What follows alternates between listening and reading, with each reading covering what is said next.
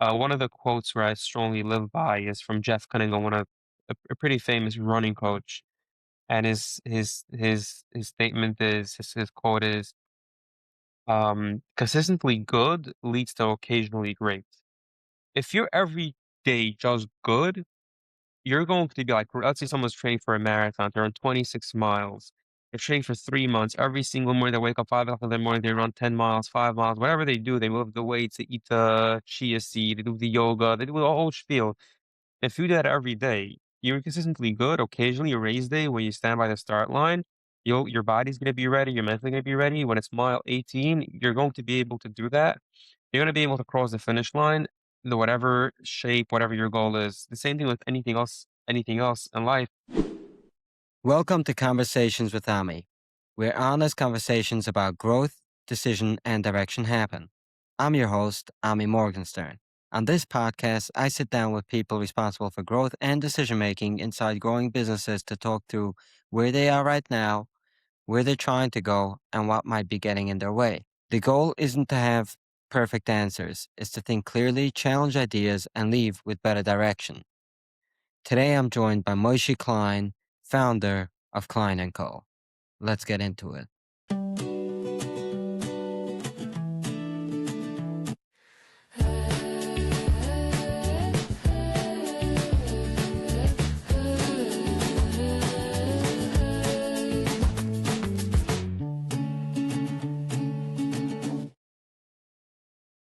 So, Moishy, why don't you start by introducing yourself to the audience and telling us a little bit about what you do? My name is Moishy Klein, and I'm the founder of Klyne Co. We help businesses operate the best possible way. We like to say that we help leaders step back and teams step up. We found a common theme around businesses that business leaders, owners, managers have a hard time delegating and letting people do what they're hired to do, what they're paying them good money to do. And people, the hires, have a hard time executing. They have to ask 1,000 times for permission. They get feel micromanaged. Sometimes they don't know what the right thing to do at the right time. So we try to get to a point where we try to help our clients, businesses get to a point where the leaders, management could take a step back and the team could step up. We implement systems and processes to, let's call it, to facilitate, to make room for that, for this type of delegation and scale and growth to happen. So, when to dumb it down, right? Let's bring it down a level to someone that doesn't understand anything about it, someone getting into business right now. How do you help, business owners slash leaders get get that clarity? So there's a lot of clarity business managers, people in business need. The clarity and the structure we try to bring them is on the execution part of things.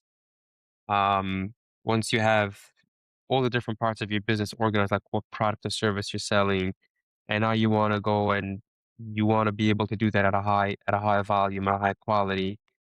You want any people involved, and to make sure that those people know what to do, when to do it, and how to do it, you need something that we call systems and processes. A process is a series of I call it a process is a series of action for a desired outcome. Essentially, it's a whole bunch of steps that you're doing to get to a certain point. If it's following a recipe from a cookbook, or it's training to lift 400 pounds, whatever it is, you're following a whole bunch of steps to get to a certain goal. So putting together a proposal or following up with a client, you're doing certain steps to get somewhere. And the system is where you hope the system will tell the person what to do next, what to do and when to do it. So let's say you want Pipedrive to tell the salespeople who to follow up with, who to check in with, and you're hoping that the project management app or the ERP is telling your power project managers where we're up on the project and who needs to do what. That's the clarity and we try to give to our clients. Got it. So it's basically setting them up on their systems and the processes, which you said the difference is that the processes are like the step-by-step instructions, like the actual cookbook instructions, and the system is more like um tells you, where you're up to within the instructions and who slash where to find the next step within it. So it tell you get the eggs out of the fridge, but the processes will just tell you put 2 eggs in. Exactly, exactly. And imagine you're making a cake with a friend, and one person is doing the shopping and one person is waiting for for person. Let's see. So Adam is doing the shopping, and let's say Jack is going to do the cooking, and Jack has to wait for Adam to do his job. So you need to be notified. You want to know what we have in stock, what we don't have in stock. So yeah, that's a good way Right. of And putting it. yeah, and in the business, so obviously, I mean, I know that right when I started my business, people were telling me about systems and processes, and I sort of was like, and I do this a lot to myself, is I overthink about things and I try to figure out this must be complicated. If not, everyone would do it, right? And I get to a place where like I'm like, okay, the simple thing I got, okay, step by step process. Okay, so I understand that. What's next? I'm always like, what's next, right? And in reality, not always is there a next. Sometimes it's just simple. And I had that person when it came to, creating systems and processes. So when you sit down with a client, what does your process look like? How does it look like to sit down with Moishy Klein for a consultation? And what would someone walk out with afterwards? Because I would think that this is something that would give someone clarity, just sitting down. So I think I'm a big believer in something called Six Sigma. Not to get into all the a whole a tangent, but I think there's always room for continuous improvement for every day getting better at what you do. That's number one. So I think you could always, what you said, like it could become, it's a habit of some companies of every quarter, every year going through, hey, what did we do last year? What worked? What didn't work? Double down on whatever brought us success, what didn't, what were friction points in projects or in processes, like what kind of Google Sheet do we really have to get an ERP? There are companies who do it, and I think those are the companies who rise to the top. And what you said about things need to be complicated, I think it's just the opposite. People like to make things complicated, so it's an excuse for them not to do it. If people would know how simple it is to do certain things, they would be forced to do it. And a lot of the work that you do with systems and processes is not exciting work. You have to think about it, you have to concentrate, and you come to a point where you have clarity and you have to say, okay, this is we're not going to do it this, we're going to do it one certain way or one specific way in a specific time, and you have to say no. So a simple thing that I just had with a client, just to bring up the point where you have to say no, is that they have a few different services that they provide they have a few different services, and they wanted to have an onboarding email that when the client signs a contract, to have an automatic email to the client say, "Hey, congratulations for signing up with company ABC. This is the product, this is the service, this is what you should expect." And I think it's a great thing to do for all companies is to have that onboarding email or welcome email when a new client starts with your product or service, what they should expect. Now, they do have certain scenarios where they provide a hybrid of a few services together. And the whole conversation started what they should do or what they shouldn't do. Should they stick to providing one service at a time, or should we? So I don't even know that you can create a. So it's a conversation starting to realize like what are we doing, what are we not doing? Because when it comes to systemizing and being very efficient, things have to be very clear. You can't leave room for error. So if there's a product that or a service that the business owner found that gets very excited about, but it doesn't make a lot of profit, or very few people reach out for it.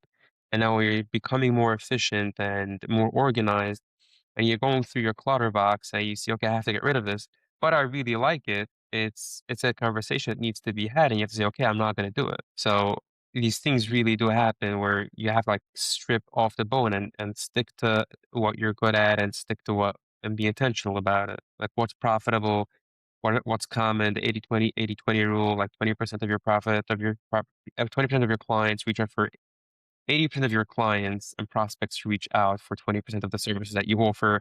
So let's just double down on that. So it's really about finding the things that work and amplifying that, sort of giving it a mic and taking the stuff that don't and just either putting it on a rest or figuring out a better way. So again, when someone sits down with Moishy Klein, is this like part of a ongoing consultation? You say, would a client get that just by sitting down with you sometimes, or would they sometimes have to go obviously through the whole process of actually starting to, take you on and starting to implement it? Right. So we can go in a nutshell like how a client engagement looks with Klyne Co. But just differentiate there's consultation, implementation. Consultation is just giving people great ideas. It's like what's that look a la mouse. It's very theoretical. Now, sometimes the consultation like conversations could be very applicable and easy to implement. But in this those types of settings and most business consultation, what I've seen that it's not so easy to implement, and most people struggle to implementation. And implementation doesn't give you, I would call it, tangible results. It gives you a theory, a method, an idea, which if you can go on your own, or you can pay someone to help you actually make it tangible, make it something you can feel and touch. Interestingly enough, there's more value in the what you can touch and the idea and the theory than in something that you can actually touch. So in a case that we do, is we do consultation and implementation. I think there's more value in the consultation because once you have the clarity, you can go on Fiverr and get someone from let's say from Europe to help you set up your CRM. But the clarity that you have, what your sales process is, and what you want from your sales process is not something you'll get from someone on Fiverr. Um, how we work is that when someone reaches out to us, we first try to have a very short conversation with someone to see if they're a good match. There's a lot of different things that need to be. It needs to be a good shitta for a company to provide a service, especially for such a nuanced service, and for a client to say, you know, we're going to accept, we're going to work with this consultant, this implementer, the service provider. Imagine with bookkeeping, I'm sure it's the same way. The size of company, the personality of the people you're going to be in touch with on a weekly or monthly basis, like these things have to align. So I want Yeah, someone I who mean, speaks. this Yeah, is yeah, I think this is something with every single company. Like, not everyone is a good, cultural match. Forget about like the product or the service. It starts with culture, right? Like, you have to be a cultural fit for you to be able to work with a company. So it's like with, like you mentioned, bookkeeping. With my company, we're a fully remote company. So if someone likes that in-person thing and can't get over the remote, Zoom meetings, they're not going to like working with us, and it's just never going to end up working. And that was a lesson I had to learn early on. So I think that, you know, that's a big part of it as well. It's just the culture. And then there's obviously, does the service even make a difference in your life, right? There are people that called me that they want their personal bookkeeping done. And I was like, I'm not doing it for you, no matter how much you pay what's me. personal bookkeeping? Is like managing their personal finances. Like, they're getting paid on a 1099, and they want me to organize their books for the year so their accountant can file tax. And I explained to them that, first of all, it's a personal account. There's going to be more transactions than a business. Number two, it just doesn't make sense. You're not getting the value out of it. Where why would you pay me, $5,000 just to say that, hey, you got to spend less money by the grocery? Like, that, I know that.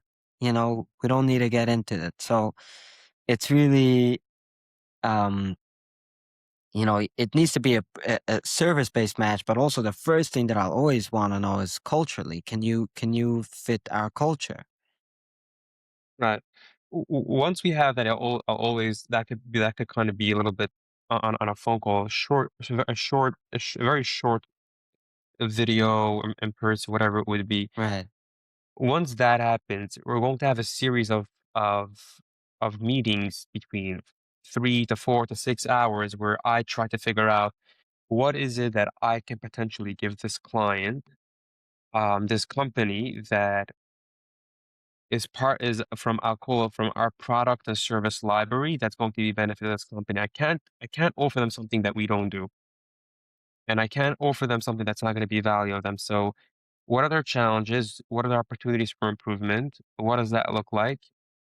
And obviously, putting it into a piece of paper with a timeline and a price at the bottom. If the person wants, they can sign, and we can start working on it. Now, there are people in the industry. in a similar industry or in the same that's industry that charge for that. And I'm not saying that it's good, bad, or whatever it is. We have found that having a scope of work, having those conversations before we get into a paid for engagement makes things a lot easier for people to back out at the right time and to raise their hand and speak whatever they do or don't want to do. Yeah, I Um, think that would eliminate the just like, oh, I already put in $1,000, let me spend another five and get it set up. When in reality, you should have spent the first thousand to begin with, right? So right. On the other hand, some software implementers say that there is an architect and a journal and a contractor. So when you come and you make that roadmap and all the different automations that you want to do, that's like the architect, and you pay for the architect by the square foot. Depends how fancy the house is going to be. Sometimes it's $20 a square foot, maybe it's $25 a square foot. And then you come to the general contractor with a piece of paper. You tell them this is what I want, how much it's going to cost, and it tells you, okay, this is going to cost you $1 million to build this custom home or whatever it is. So there's two different ways to look at it. I don't think that there's a wrong way, but we try to obviously fish out, is this person going to be someone's going to appreciate going through this process? If someone just wants to pay by the hour for something, set them up something, we've done it in the past. We don't do it anymore because doesn't work with the service that we provide and how we provide it. We're looking for someone who's willing to be more intentional, be involved in the process, and actually have something that's going to last them 5, 7, 10 years and grow the business, not something that's going to solve a problem that they have today. right. So there's one glaring issue, obviously, that a company like yours would have with not charging is the time, right? You obviously can invest sometimes 4 or 5 hours into something, and then there's no, there's no. So, and I can relate to it because let's say like in bookkeeping, there's also review. So like I need to review someone's books to see, are they good? If there are mistakes? What are the mistakes? How are we going to clean it up? And then once I figure out that roadmap, that's when I can give a price. And sometimes it could take 2, 3 hours, but I would say that, the ones that take longer, typically the longer it takes me to review the file, the bigger the number is going means say the bigger the project is going to be. So I'll make more money. So it's a bigger risk, a bigger reward. By you need to spend those hours, no matter if it's a 10,000 or a $30,000 project, right? So there's two answers. So the projects that we win, that we close, and we work with the client, we Baruch Hashem have built in that the way how we price our projects that we get that we get paid for that. That's number one. Number two, we're working on something called productizing our service. And I think for service-based businesses that could do that, it's an amazing way. It's a great way how to make money. A lot of what we do, especially we work with similar similar businesses, is almost rinse and repeat. And when you work with 7 different contractors in New York City, someone who does high rise and someone who does renovations, after working with 7 companies, I believe that we're very close to the perfect cocktail, the perfect recipe for a general contractor with different spices, different variations depending what services they do and what different softwares they use, how could they run their operation. Once we feel very comfortable, we can sell that as a 75% template that needs 25% customization to that company's brand, that company's details to make it 100%. I think that would take off a lot of the, let's call it the front load of sitting with the clients and figuring out all these different details. Yeah, so that's interesting because that's more similar to bookkeeping in a sense where, bookkeeping is bookkeeping, right? Like it's a product. Like it's already a product. I forgot the exact word used, productized service, but it's like a tongue twister for me. But the way that I look at it is that it is a product. It's just non tangible, right? So service is a non tangible product, and the like with bookkeeping, it's just a matter of like when I come into a contractor, right? There are certain things they need. They need to have project tracking. They need to have certain things. So I already have it like lined up. They're automatically fitting into a certain boat. Now it's up to like how many projects do you have? How many like how do you bill your projects, right? Some general contractors bill cost plus, some of them do a budget Square and foot. then charge a contractor's fee. So like all of them go differently. So it's really about customizing our like that last 25% of our system into their, to integrate their company perfectly. So I can see that. And I think that that is a very good way to look at it, especially in industry that I don't think they do it a lot because they look at it like custom software where, Yeah, we're a so custom industry.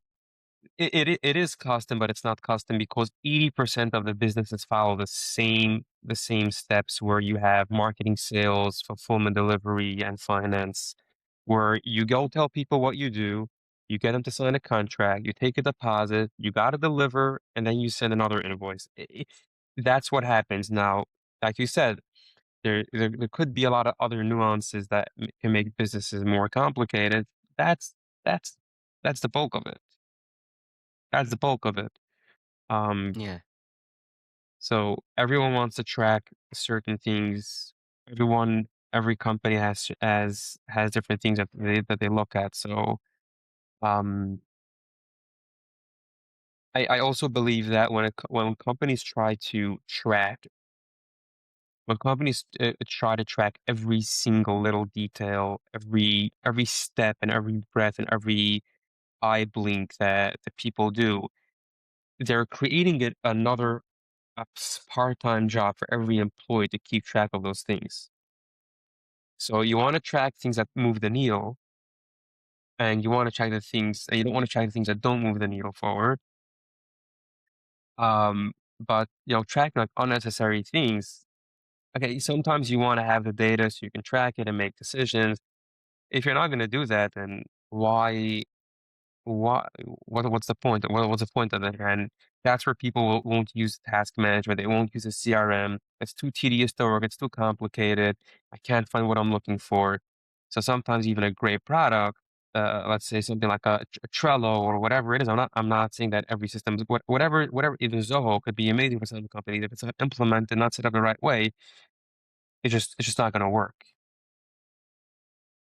Yeah. I mean, I know that like I saw it in my company, just simple when we went, I think we just spoke about this when we first spoke, that we were on ClickUp 2.0 and my partner and me, we never worked with task managers to begin with.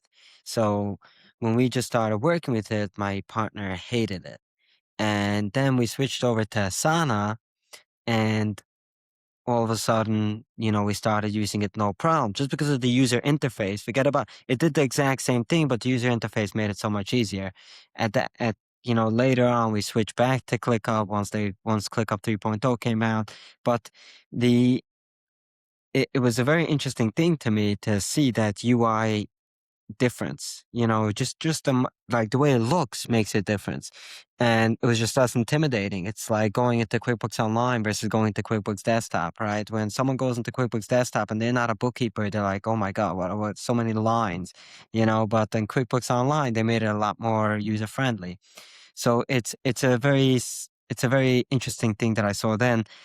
And I think that it's something that I see all the time. Like even now, I recently had the Hershey Goldstein from Friday on, and we spoke about it there. I have a client that they used to use a different payroll provider for time tracking. No one would clock time. They switched to Friday, and because it's a simpler UI, they started using it. So it makes such a big difference. Like the smallest details in this industry make such a big difference on usability. Or that's the reason why companies who have the budget will go for custom, because they can really match whatever system they need to match the people that work in different departments. When you click this button, what pops up next? When you work with all the self solutions like ClickUp, Asana, Monday, all these different things, you're limited. You're limited in what you can customize and how you can customize it.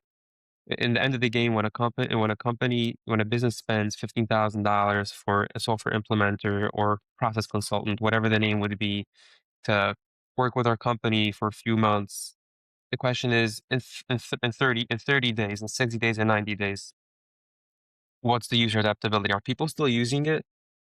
Are there problems that they had a month before they came to the company, to this consultant, to this implementer, are they still there? Like, that's the real question. Personally, for ourselves, we follow up with our clients 30 days, 60 days, 90 days, and ask them, like, how's it working? Like, what's going on? Sometimes companies get very discouraged because they paid a lot of money and things went over budget and over beyond the timeline, and they don't want to reach out and say, hey, it's not working. So they just abandon it. From our perspective, we might, it depends obviously what's going on. We might say, we'll share with you a piece of the steak. We'll give you a discount on whatever scope of work is going on right now. But for us, it's a bigger picture of having the company see the benefit of being um, efficient, scalable, having people on the same page, going back um, to the business owner really being able to step back and get out of the business where he really wants to get what he wants to get out of it when he decided to open this business. And the people who come into work, something that I realized working in a company with 25 people, people have their own drama, their own lives. Someone's dog dies, someone's family member is sick, someone couldn't find parking, someone has had a bumper fender in the morning on the way into work. Like nobody is interested in coming into work and not knowing what's going on. Everybody wants to know, "What's my job?" If I wanna yell at someone, those people are under me, I can yell at them. If something is wrong, I go up, "This person's my supervisor. Here's where I can get coffee. This is my 30-minute lunch break." When you can make a predictable work environment, a stable work environment, it's a healthy place to go work every day. I'm not talking about having ping pong tables, everybody goes back to Google and squishy chairs and all that stuff. It's just people knowing what am I supposed to. It could be in a basement in Bar Park in his grandmother's basement. But if I know that I come in every day 9 o'clock to 5 o'clock, is what I'm supposed to do. If I have a question, this is what I go and I can go to this Google Drive, I can find all the SOPs, Loom videos, and if I go into the task manager and stuff, it makes everyone's life so much easier.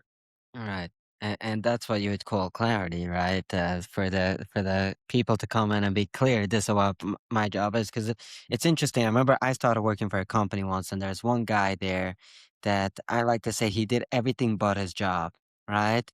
And like, he had his job that he was supposed to do. He was involved in everything else. Every other piece of the company, the guy owned a nice few companies. The guy was involved in everything. And I remember, like, my first week, my first few weeks, I told the guy that was training me in, I'm like, this guy, like, I don't know how he's lasting here. Like, this guy's, he's a jack of all trades, but he doesn't do his job. And the guy's like, no, whatever. After I left, the guy ended up being sent, right? And to me, it was shocking. Like, you're letting someone come in and find excuses why his job isn't getting done because he's involved in this, he's involved in that. So take things off his plate, right? Why is he involved, let's say, in IT when he should be doing his job? Like, if the guy has the extra time, he's excelling at his job, and you're giving him extra work is one thing.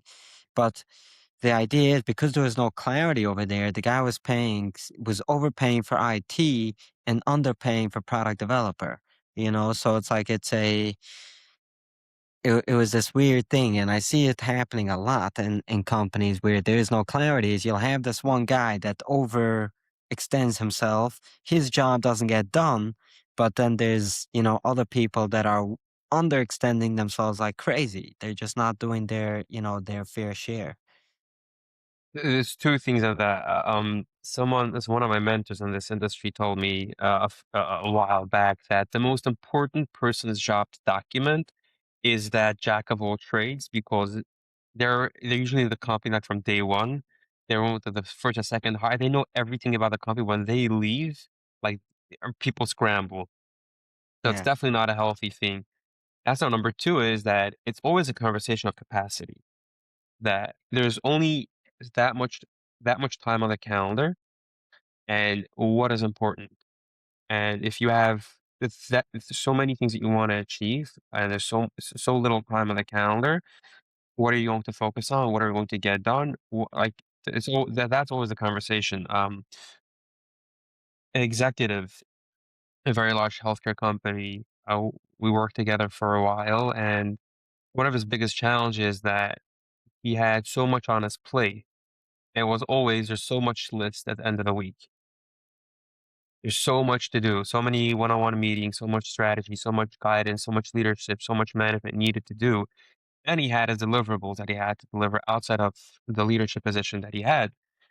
And it was very clear that looking at his calendar that he would try accomplishing a month's worth of work in a week, which is not possible. It's not even a question of getting burnt out or focusing on the wrong things. He was always focusing on the right things.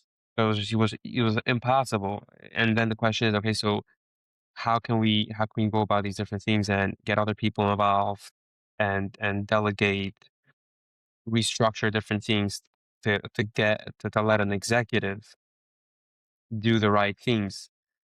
So when someone has someone on payroll and the person is doing so many different things, the question is the first question is like, well, what are you doing? What are you not? That's obviously one important. But other question is like capacity. How much can the person achieve in a day or in a week? And what's the alternative? Right. So obviously, it's easy to it's easy to imagine the glory of opening a company. Like you see people like, but in reality it's hard work, right? And um there's what I find is there's usually a reason someone goes down this road rather than just taking a job by someone else and becoming good at the job. So a guy like me, we're capable of making a nice salary by someone living comfortable lives. So what made you go down the road of, entrepreneurship?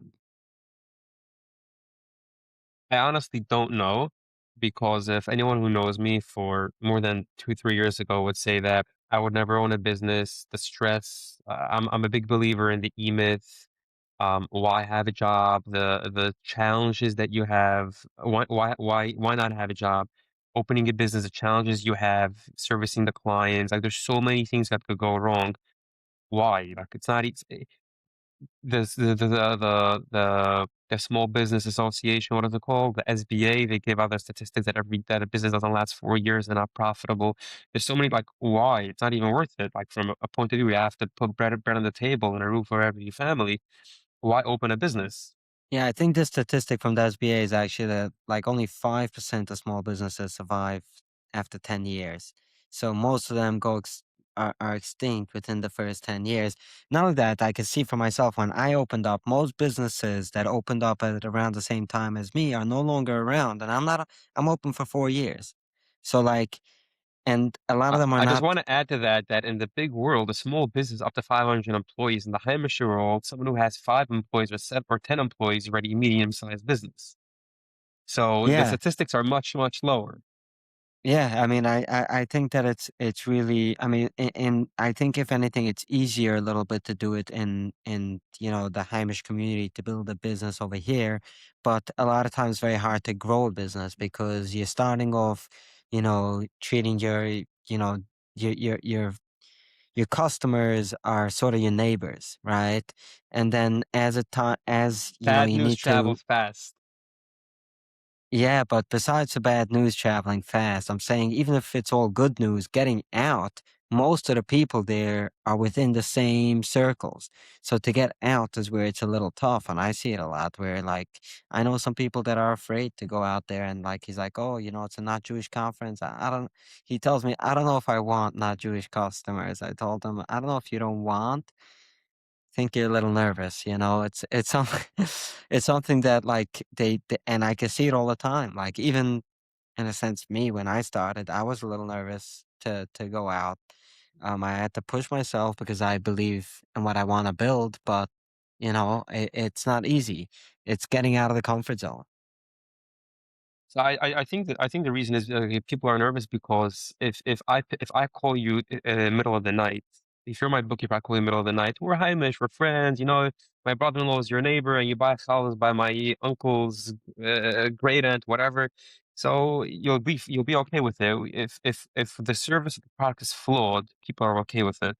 And people in the bigger world, people have this idea that if my service, if my product is not 100%, and I can't show face. How am I going to explain to Jack from Connecticut that whatever I do for Moishy in Williamsburg or in Borough Park or in Flatbush is not the same standard. But if you have your proven process, if you have your confidence behind your product and your service, you should do it because there's a lot of business to be made. Um, I the reason why I started I went on my own is because a month before I got married, the business the big company where I worked at closed down. Unfortunately, very was a very close to home story. You hear also hear these stories that, yeah, the person had a business and his partners, young and talking, magigamvet, malvades. It was a story very close to home, and I knew the players, I knew the people. I saw people lose jobs. I'm not talking about the owners. I'm talking people, a 25-person company where people had to get laid off. Jewish people, non-Jewish people, men, women, married people, people with families, people without families. It was a heartbreaking part of my position was having being part of these difficult conversations.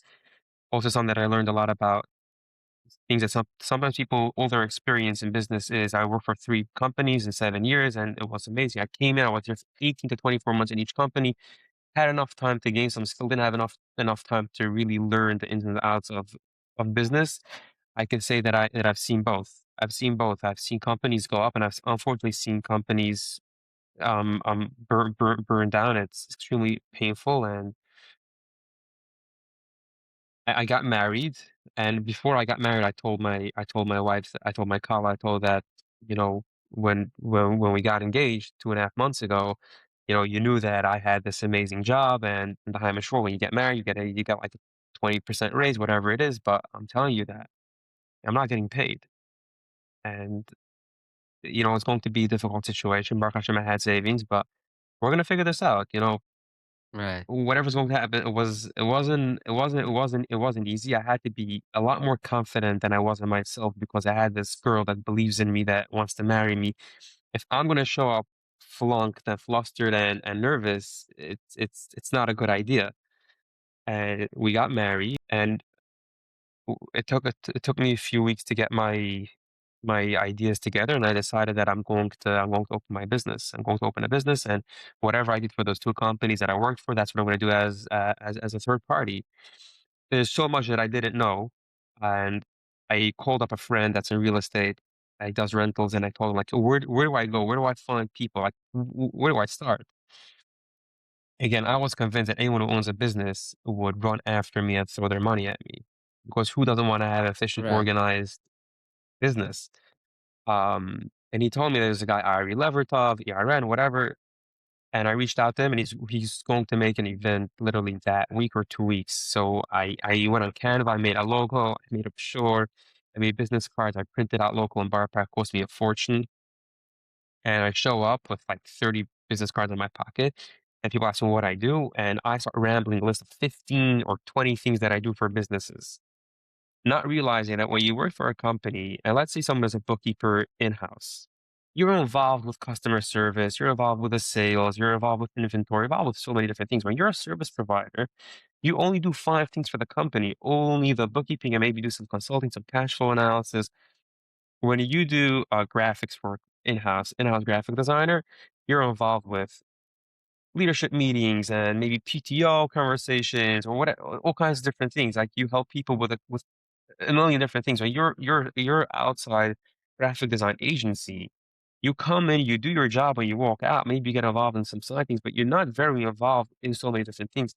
And people looked at me like either I'm crazy or I'm a liar. Like this guy is telling me that he's gonna do um, his own version of EOS. He's gonna do role clarity, meeting templates, SOPs, systems, ERP. Like, what is he talking about? I on the way home, I called my wife and I told her, like I gotta figure out what I'm doing because I realized I had some conversation with people that went better because you only spoke about 1 or 2 details, and some conversation went so sour because I spoke about way too many things. And I realized that I just had to gotta slow down, gotta find a few different things that that's what I'm going to put myself out there. And then I went on to do a website. And the funny thing is that now 12, 16, 18 months later, that people reach out to me. I saw your website that you do, I think it says ERP or KPIs, and I say, I don't do that. Do I know how to do that? Yes. Would I take money from people to do that today? As of today, no. It's not something that I spent enough time. It's not something that I don't have a proven process to deliver. It's not something that we're focusing on right now. So And so it those are was one of the things, going back to the earlier conversation, that's one of the things for yourself that you had to say no to. Like, and I think that that's a very important thing. So, like when I started, I think actually it's fun that you mentioned the website. I'm not sure if on my website it says that I do fractional CFO, but it might say that we do fractional CFO, and that's something that we do not do. We do certain parts that you might say a CFO does, like certain specific services, but we don't do the service as a whole. And it's it's something that like we had to learn, like what is the advantages of us doing it, what's not. And we've tried maybe getting into it in the past, but it didn't really work out. And it was one of the better things that it didn't work out because it allowed us to focus in on what we are good at. Um, it's also an interesting thought I had is when you mentioned about going to the shows and saying all these services. They did a study by a show where they had two companies that sell similar products. Let's say construction equipment, right? Um, One of them put out 100 products. The other one put out four products or five products. The company that put out 100 products had a lot more foot traffic, but the company that put out the five products had a lot more sales. And the idea behind this study was that people hate making decisions. If you are going to make a person make a decision between a Milwaukee hammer or I don't remember the other company, but whatever, another company's hammer, they, there's another decision other than should I buy a hammer? You're making them make it's another another decision layer of on top of a friction. decision. Yeah. So you really want to limit the decision making to as much as possible to is it, do you want to work with me or not? And if yes, this is what I do, right? You limit it to a few main categories, and then you have subcategories out of that where you can, I'm sure if someone comes to you and says, I want KPIs, the answer is no, right? But if we're setting up everything else, and then I tell you, hey, also KPIs, that's something that you might be willing to do right now, right? 100%. You said it very, very well. Very well. Just going back to um, why I started my business, like, there's a lot that I didn't know, and if I would have known, I don't call it competition, I call it collaborators because people like, Sky, Zala Michelle, Nasano Molar, Penguin Group, Totally Wild, Flow Digital, people that have been doing similar work that I'm doing for many years before I came. Like I'm the kind of the new kid, like the youngster, the rookie. When I call them or when I refer to them a client, they actually pick up the phone and they appreciate it. If I would have known that these people are out there, I almost probably would just go back to recruiters and take a 9 to 5. Which I actually have done before I started. Those few weeks I went for interviews and I saw one of the little confidence that I did have that I could go ahead with this business is that based on my experience, the jobs that I got offered gave me a lot of confidence. That if people that have no idea who I am from a resume and a 30-minute interview or maybe two 45-minute interviews are willing to give me X amount of money and trust me with so much of their business, um, I should be able to interview couple times a year, couple times a month and get and be able to do this. Yeah, so I guess you looked into it, sort of like the best inventions happened by mistake. The company was opened by mistake. Um, so what continues, like what do you use as motivation to continue? Because let's say you have a hard month, which I'm sure every person goes through tough months. What's what's like the driving factor behind Klyne Co? Like what makes you want to take it, further? And on top of that, where do you see Klyne Co getting to? I very much believe in our mission. Um, I'm very much mission driven, and the value we bring to our client engagement and our successful. Baruch Hashem, we have this overall a 70% success rate. Not long enough to boast about it, but having enough clients and saying that Baruch Hashem, more than 50% of them have a good outcome at using our solutions and see value in what we do, or, what they say and how they feel gives me a lot of a lot of high to get over the lows. Um, I very strongly believe in our mission, why I started in the first place, and we're getting every day, we're just getting a step, we're getting a step closer every day, we're living another day. Um, I don't know what the right word is, but living the mission, I guess, is So the what word. is yeah, so what is the vision though? Where do you want to take Klyne Co? Like where do you see it? Let's say, you pass the 10-year mark, you're one of the 5% of the companies that lasted, and where's Klyne Co? So a few months ago, I think it was during the summer, someone gave me the book A Vivid Vision to read. And I think it's the founder of the COO Alliance that wrote the book. I forgot what his name is, and it's literally going into writing the proper vision of a company. Some people's vision is like it's a one tagline on the wall in the office, or it's on the footer of every proposal, every document they send. Um, I'm not, some people have a vision that they have a yacht and a house in Tupi, and they have a collection of cars in Miami.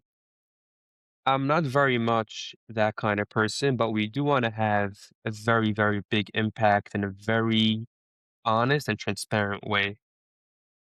Well, one of the people that I got to meet in one of the jobs that I worked for was someone from a very Heimish, very Yiddish background that was very big in his industry, very, very big.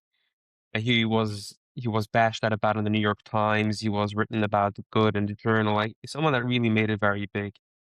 And at that point, I told my boss that, let's say the guy's name was Reven. It even only made it one or two ways. Either because he was Erlich and like it's Mazel, that's one way. The other way is because he skipped the line. And that's the two ways that I see you can make it big.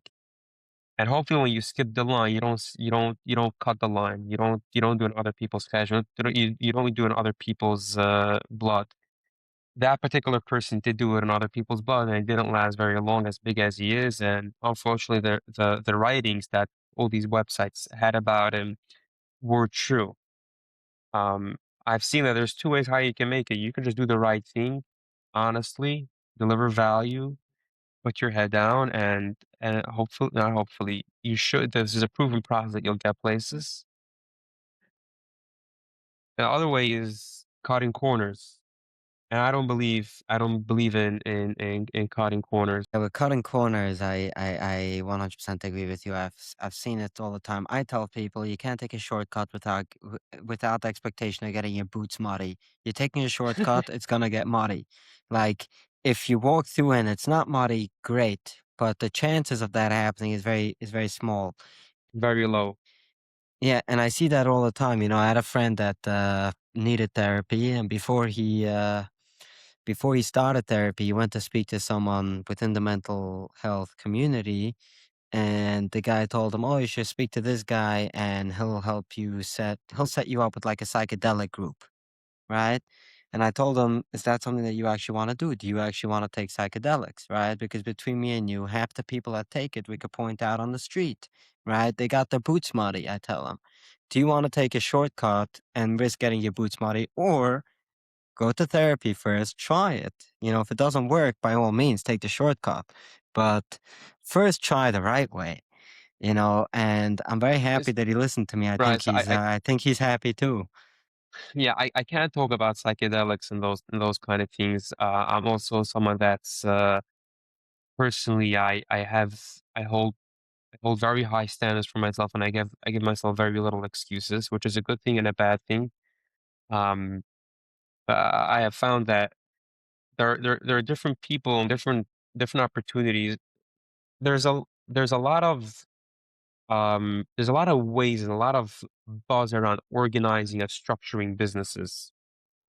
And today with AI, it's very easy to create that fluff and that buzz and that noise. The question is, once your client pays you your monthly fee, once the client pays you your deposit, what happens after that? Is it all about the change orders and the out of scope?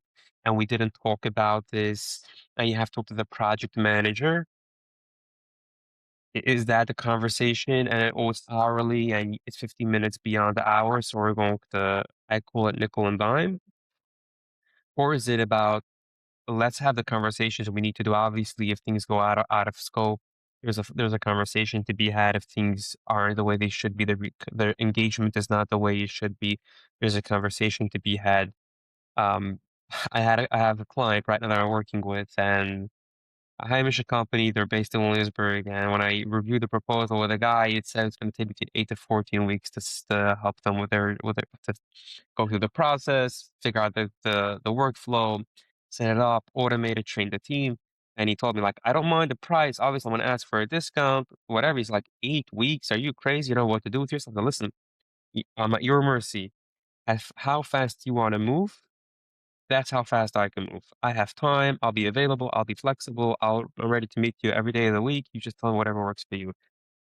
We signed the contract, and I think we're now, like, 10 weeks in, and we're making progress. Baruch Hashem, we're making progress, but a lot slower, and a few weeks ago, I called him, 2 or 3 weeks, I told him, "Sam, remember our conversation before you signed the contract? I'm at your mercy. If you wanna move faster, I'm telling you I'm available. If you wanna move slower, I'm available too, but this is all on you." And not in a way in a conversation where we're pointing fingers. It's a conversation of being very transparent that having this conversation today is going to eliminate having a very hard conversation when the second invoice comes in and, you send a copy of the proposal, we delivered the full scope, and it says, "Hey, yo," you keep a big red circle around that, "I don't wanna pay," is that you have those conversations, part of, like, the transparency and the honesty we wanna have with our clients, and Baruch Hashem, it's not easy. It's a lot easier to cut corners. It's a lot more comfortable to cut corners and not to give 100% to every engagement, the $3,000 one and the $30,000 one, the same white glove service, the same emails, the same communication, at the same attention. When you do that, I think that's a proven process. When you do that, I think it's a proven process to success.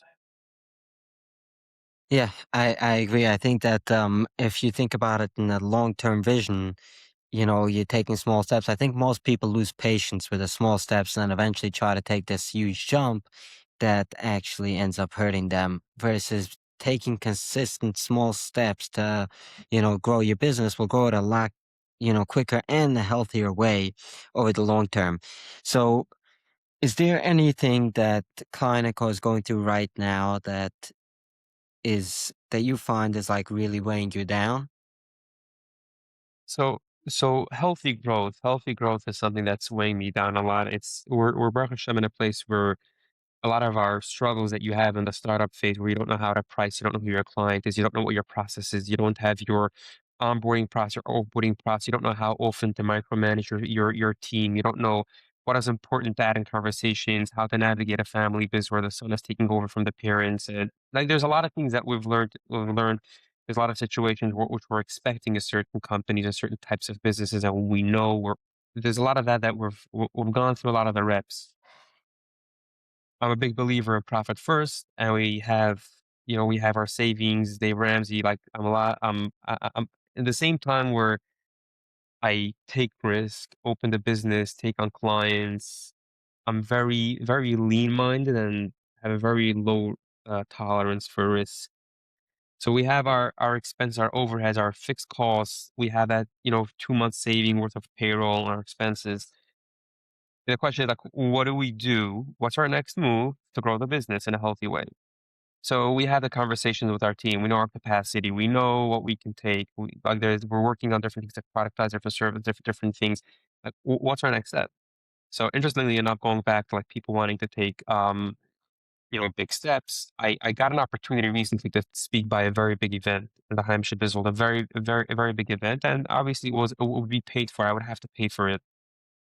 I was really considering it, being that we're having conversations like how do we take the next step? How do we attract more people to us? How do we get them through the sales process faster?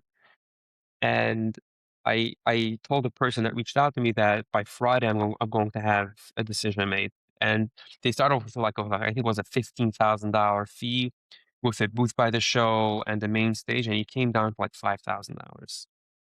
And we have the money in the bank. We do have the money in the bank. And I called one of my mentors and I told him Friday afternoon, I told him, like, what do I do? From one side of the like, I really want to do it. I want to see myself on those posters.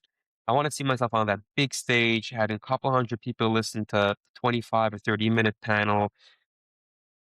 It would be amazing. It would give me a lot of credibility. It would give me a lot of good publicity. It would be amazing.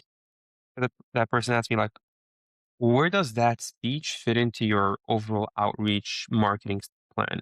Like in your budget, your next 3, 6, 12-month plan, your schedule, like where does it fit in? Is this like A opportunity, a B opportunity, C opportunity? And I'm thinking to myself, and I'm like, I don't have one. As much as I like the system and the process and have everything down pat, I don't have plan how I'm going about this. So it's interesting that you say that because earlier in this conversation, you said something that I thought was going to be the plan. I mean, it's just, it sounded so good. So you were mentioning about, again, that tongue twister, productizing services, right? And I thought that that's where you would say you want to take Klyne Co is really figure out, okay, let's say it's the general contractors first, but you can do that to multiple different on multiple different fronts. And at that point, you're growing with the same team just by opening up, just by having 75% of every system built out. True, true. It's definitely something that we're working on, and obviously it's an investment to have that. Let's call it, have that 75% set up, and how let's call it the GTM. How do you go to market about it? How do you put yourself out there? You pick up the phone, like what's your action? What do you actually do for the next month or two to get that traction? Actually, once you have the inflow, how do you maintain it? Menashe Friedman told me many months ago, you have business today because you did sales yesterday and you did marketing 2 weeks ago. So you can't stop marketing. You can't shut the water down because it's going to affect, down the garden hose. No water's going to come in. The question is like, how do you, like, what do you do? Baruch Hashem, most of our business is inbound. I would say 90% of our business is inbound, which is amazing for a business that's been around for a very short period of time. But now that we're going outbound, what do we do? How do you do it? How do you do it the right way? What do you think? I mean, I'm not in the industry, but what do you think is the right way to do it? If you have to guess.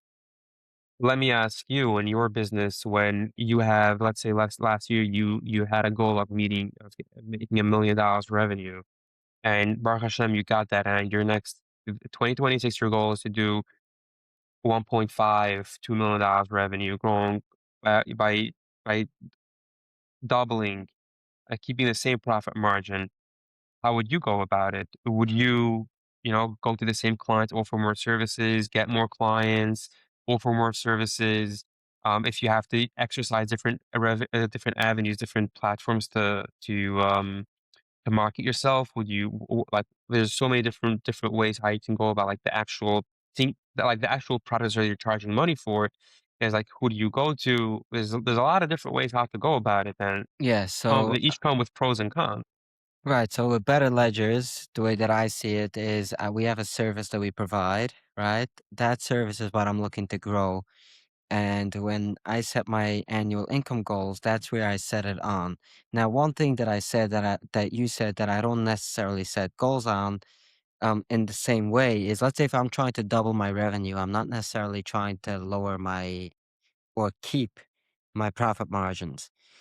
Like if you make, let's use easy numbers, right? If you make $1 million with a 50% profit margin, or you make $2 million with a 40% profit margin, right? I would take that 2 million 40 any day of the week because it's just more money for me. At the end of the day, I'm still making more money.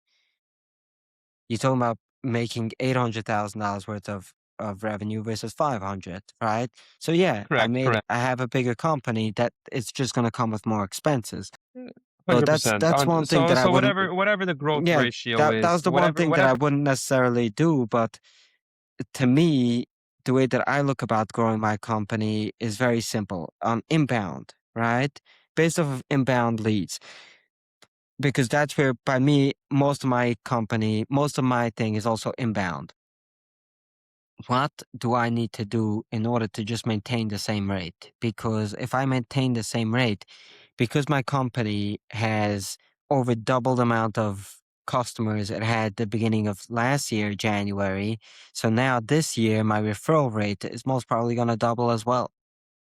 And that's really how I'm going about it. The real tough part is when you're going outbound, is typically like, okay, let me up it even higher, you So know? there's another challenge. There's another challenge with service providers like myself that well, what's the average week like how long do you keep applying in the industry? How long do companies stay by bookkeepers? 5 years, Right. 6 years, 10 years?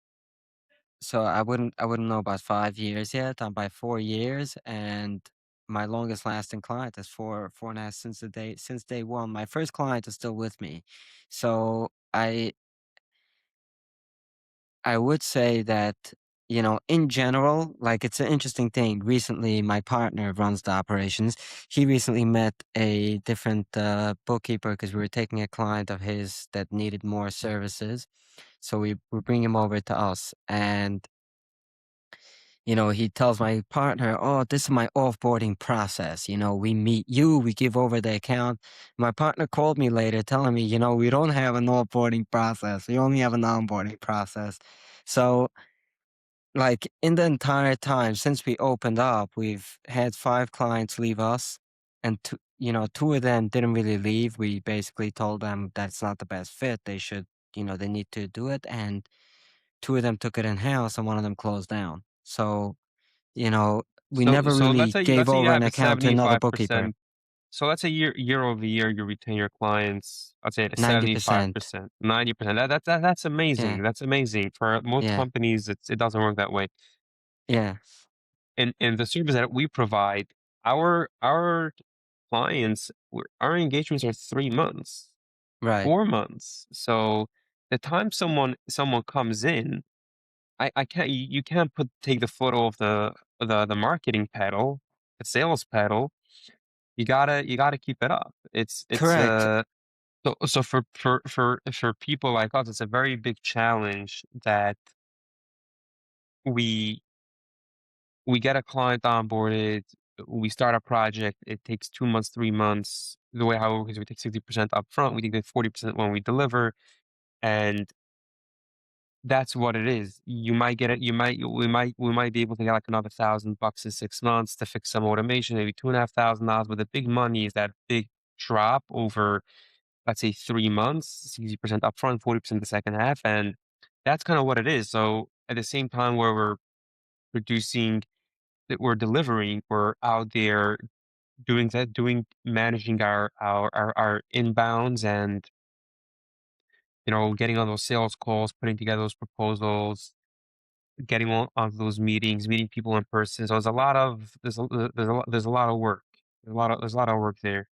Right. So obviously that's a challenge of going many different businesses. Like, people in construction can really relate to that. They're in and out of projects, and not only that, they're owed for the last 10% for 2 years. Yeah, they don't even get the 40% at the end of the project. Their retainage stays Yeah. with them for years. Even with New York City changing their laws, didn't really help much. Yeah. So the real thing that I really keep on getting back to is, I think that if you if you manage to get certain services, because really the issue with this, what you're saying, is the real issue at the core of it is that it's unpredictable schedules, right? So because you're customizing, instead of just customizing whatever it was, let's say 80%, right? Because you're customizing that much of the project, you have to have their time available. You have to have them available for you. Versus if you can only customize the last 25%, most of the project can be very predictable of how we're going to go about it. It's just about getting the last 25% figured out with, you're leaving 25% with flexible room. So I think that that's going to help you a lot with just being able to know, how many projects could I take on currently? If I get another person, how many projects can I realistically take on now?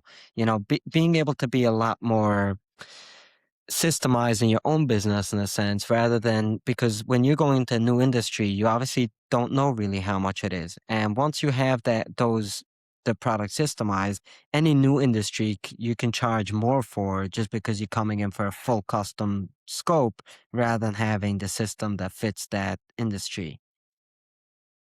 It is very true that productizing our solutions and selling it, in our contracts, we own the intellectual property. It's our solution that we sell to this individual client. It's something that we're working on. And it's also a lot easier when you come tell someone that I've worked with 7 companies exactly like yours, and we know the challenges, the operational challenges. We have the solution. So it worked. Some worked for better for this kind of company, this kind of company. This is what we've seen works better, worse. We know the challenge the industry has. It makes everything a lot easier. 100%. Yeah, so obviously the goal of this podcast is to get people to make a commitment and fix a challenge that they're going through in their business. And I really would love to hear in 6 months when you come back on. I'd love for you to commit to have one thing productized and see how that works because I think that it's really going to change the way you provide your services and it's going to allow you to take on um, more projects at a time, but also provide more value because, in a sense, the customized solutions, you're not necessarily becoming an expert in that industry, coming in as an outsider and bringing in. But with the industries, like when you work for 7 people, like you said, I can tell the guy you'll understand straight. You won't even have to tell him. You'll sit down with him. You'll speak to him. When I speak to a contractor, I right away know their challenges just because of certain words they tell me, just because I deal with so many contractors, right?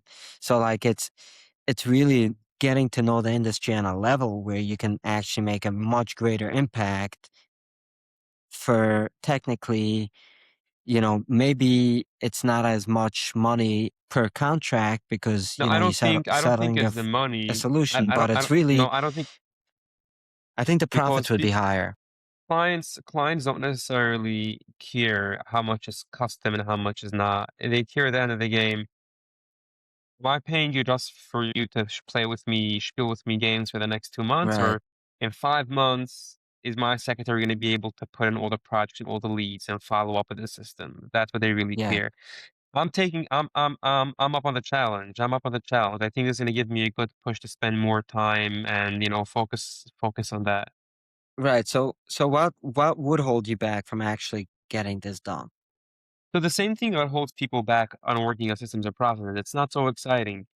It's a lot more exciting sitting with a new business and figuring things out. It's more colorful, it's more exciting, but it's just talking to myself out loud. It's not necessarily where genius is. It's not necessarily how you reach and how you make the impact you want to make. It's not necessarily how you achieve the goals. One of the quotes where I strongly live by is from Jeff Cunningham, a pretty famous running coach, and his statement is his quote is, "Consistently good leads to occasionally great." If you're every day just good, you're going to be like, let's say someone's training for a marathon, they're on 26 miles. They're training for 3 months. Every single morning they wake up 5 o'clock in the morning, they run 10 miles, 5 miles, whatever they do, they move the weights, they eat the chia seed, they do the yoga, they do the whole spiel. If you do that every day, you're consistently good. Occasionally, a race day when you stand by the start line, your body's gonna be ready, you're mentally gonna be ready. When it's mile 18, you're going to be able to do that. You're gonna be able to cross the finish line, the whatever shape, whatever your goal is. The same thing with anything else in life. If you want to get that big client, you're going to have to first collect like 15 $5,000 contracts until you get to the $15,000 contracts like every month. Like, Yes. consistently And good leads to occasion like LinkedIn posts, like, you put LinkedIn posts, like, every single day. Most of them get, like, 5 comments, 3 likes, 100 impressions, but yeah, this randomly, one podcast just blows up. Again? said this podcast, like it's something that I'm just starting out, right? I know I'm not the best right now, but My goal is to get better at it every single interview and or every single conversation. And it's really how I think, you reach great. No one, we're both Nets fans, so we can cry together over here.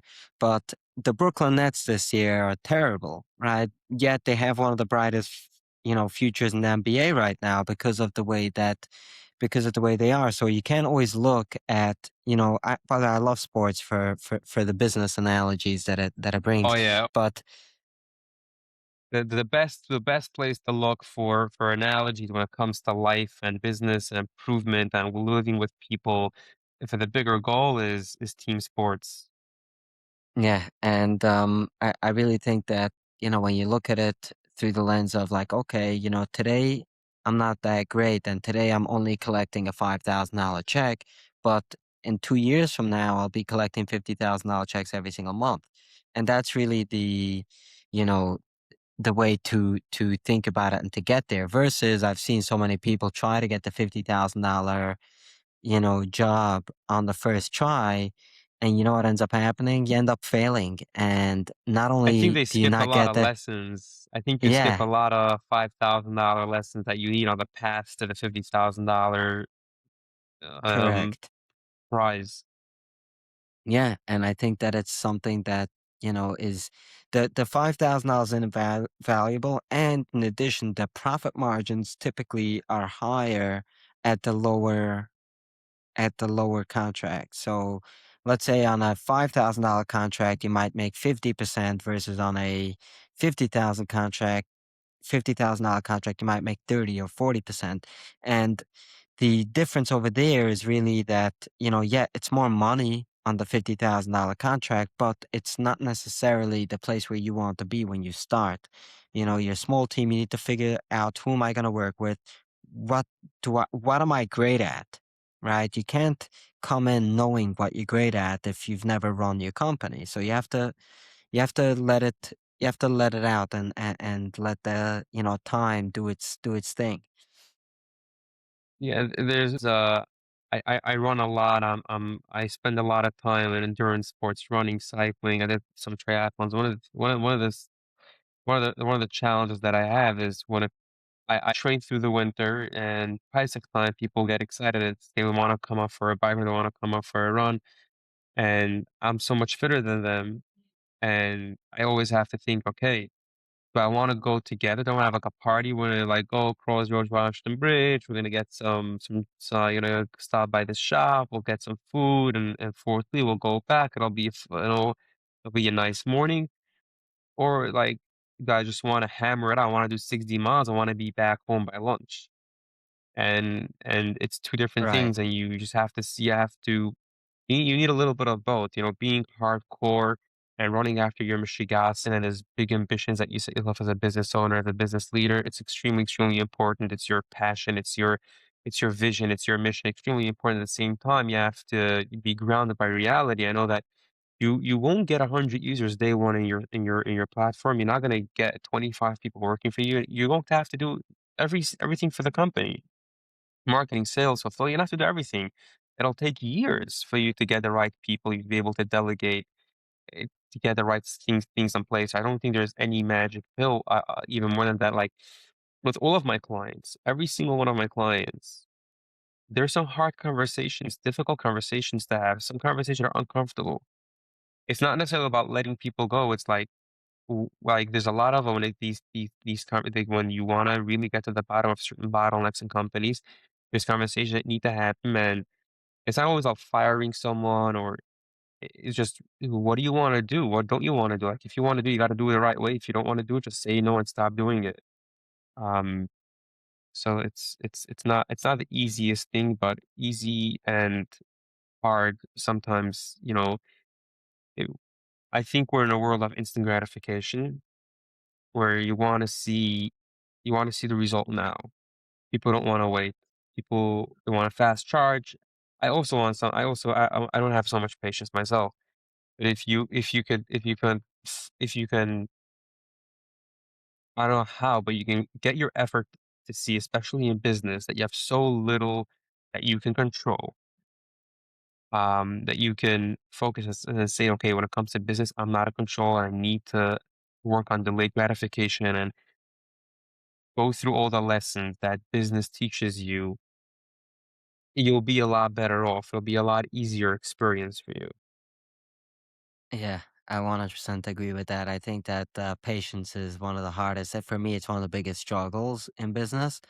But every time I am patient, it ends up paying off, right? So, like, you have patience for whatever in the short period of time is very easy to track, right? Do I was patient for 2 weeks and look, it paid off versus a lot of times just being too eager, too hungry, and then you just mess things up for the future because you make a short term decision.